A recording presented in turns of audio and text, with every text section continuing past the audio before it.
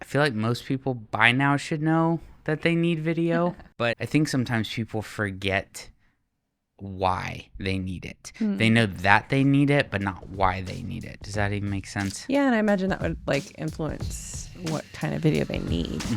Right. I'm Josh, And I'm Laura.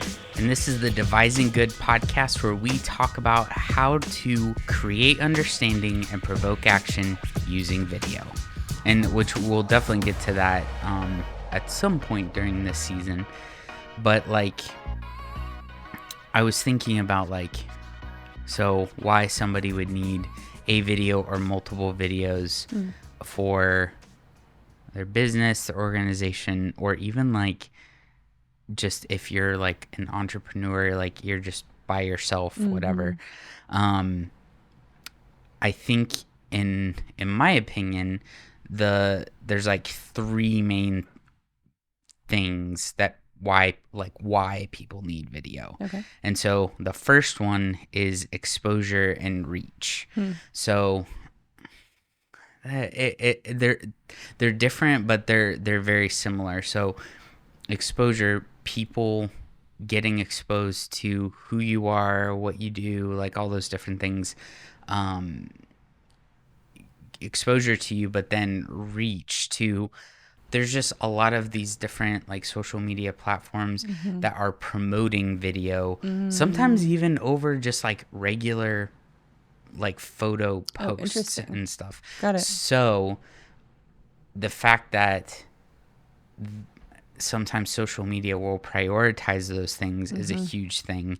A lot of the like algorithms will take like different things like this transcript from the video, so it'll like auto populate the transcript, and if you say certain things, that kind of like will determine like, okay, what kind of person will like this video and different things like that. So that's like separate from what you're even trying to target. Like it does that on its own. Right. So like, Oh wow.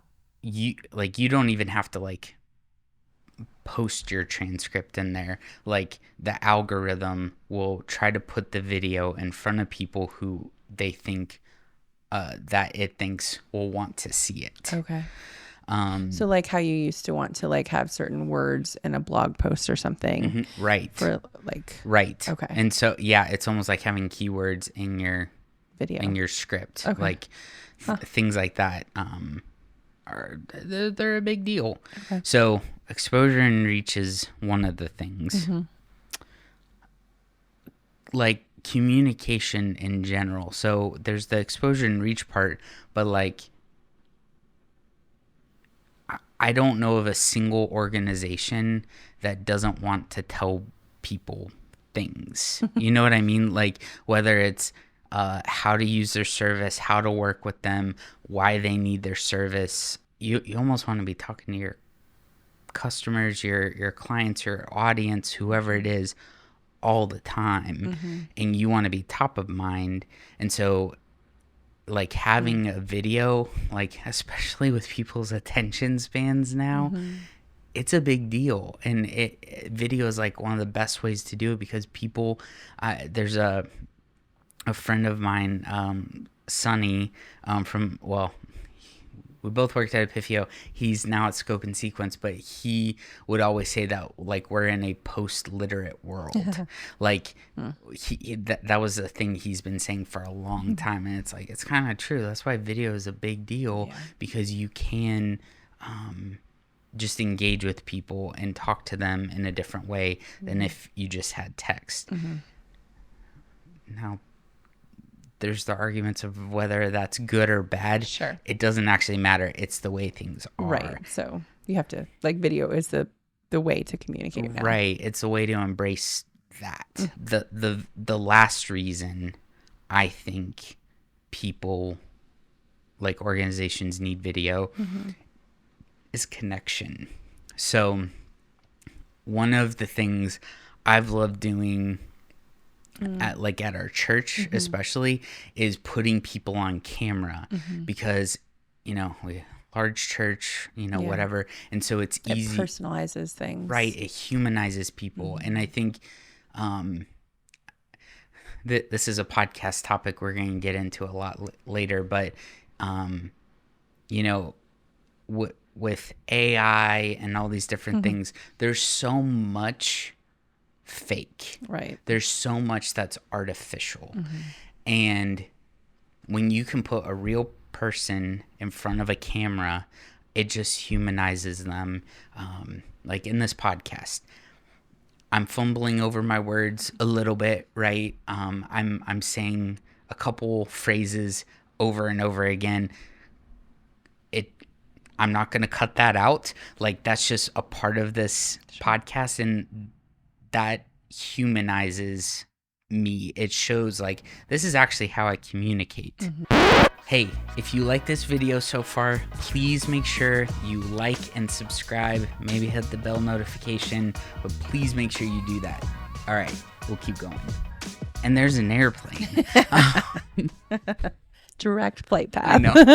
It's always awesome when there's a direct flight path. So yeah, humanizing, trying to connect with people. It's really fun too, because like on Instagram, depending on like how, like you can do this a couple different ways. That you can do this through Instagram lives or just pre-recorded stuff that you post. I think if you have a large enough audience, you can also create a broadcast channel that essentially messages people every time you post on Instagram, but they can't, like, it's broadcast, so it's one way. They can't comment. They can only like do emoji reactions. But like there's some people I follow that I joined their broadcast channel, and it's fun because it's like you get to see a lot of the behind the scenes stuff. They'll post certain videos there that they don't post other places, and it's just really, and sometimes they'll post stuff there first and then they'll post it at other places. But whenever they use video, it's like, oh, I get to hear their voice. I get to, I'm thinking specifically about the Acevedos, who they're the ones who do God as a Designer brand and a couple other things. Shout out Made in House podcast. But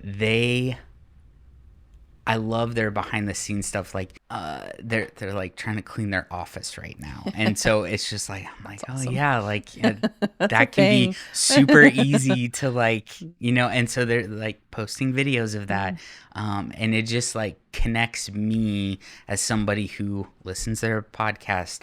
I bought 2 of their hats, like all these different things. So that's another way of connecting. There's another. I don't have it off top of my head, but if you're listening to this, I will put it in the show notes once I remember, and I'll put it on screen right here somewhere when I edit the video. But there's an app you can use that is almost like a prompt where you can upload different videos to guide the user. It's almost like a choose your own adventure thing, but like almost to like guide somebody through how to do something on your website, how to connect with you in a certain way, how to access something. So it's almost like, hey, you're here. What kinds of things do you need? You select the thing, and then it brings them to another video. Great. Now that you've selected thing A, here's some things you're going to need. Do you want this or this? And you can kind of lead them through that kind of thing. Again, it's like just, I think, a fun way of connecting with people. The one caveat I have in here though is I'm saying video. I'm not saying all kinds of video. So animation, as much as I love animation, it doesn't have the exact same connection. Yeah, that makes sense. I think animation's really good when you're trying to explain something, when you're trying to maybe make something a little bit more ambiguous so that you can focus on something more clear. But this isn't the like, I'm trying to connect with you as a person sort of thing. So anyways, those are some of the things I was thinking about just with, so why video? It's because of the exposure and reach. It's just a great way of communicating with people. Mm-hmm. And I think it's probably the number one way you can connect with people. With an audience. Yeah, with your audience. And so, yeah, those are just kind of some of my thoughts with that. Cool. Makes sense. I have so many questions that we'll probably delve into in other podcasts. Like, yeah, you should just ask them. And then I don't know, like, I'm just like, if I were hearing this, Yeah. I'd be like, so how do I figure out like what kind of videos I want to be posting, or like how to be consistent with that, or like how to not be all over the place? What platforms do I need to be on? Yep. Do I have to be on all of them? Can I be on just one? Like, how do I keep it manageable? Sorry, that's like a ton of questions. No, that's great. Well, let me answer a couple of them. Okay. So the what kind of video you need, we're actually going to talk about next episode. Ooh. So I'm going to Stay tuned. Yeah, push pause on that. But kind of what platform should you be on? Yeah. I think there's, again, airplanes.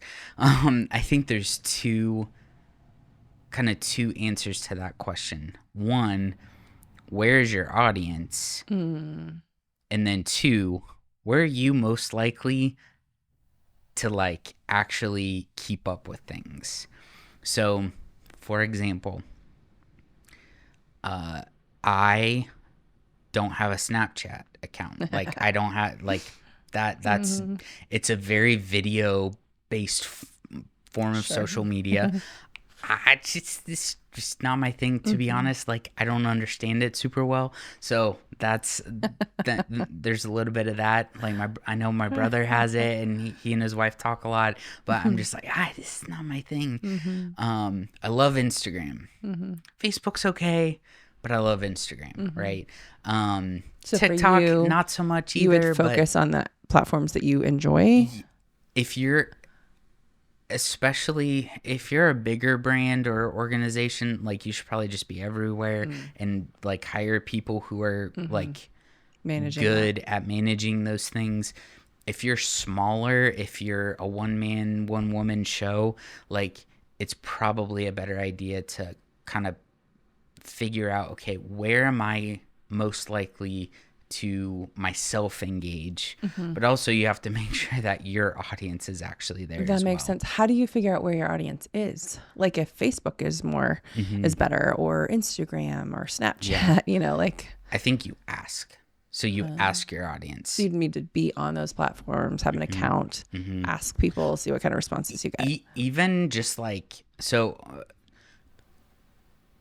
almost, I think the most universal, this goes back and forth. TikTok was like, it was Instagram and then TikTok. Now Instagram's reaching back up. So it just changes as well. Kind of. Okay. I've heard some people say, like, don't rule out Facebook still, because, you're still getting, as far as what I've heard of and seen, like, where the engagement is for people,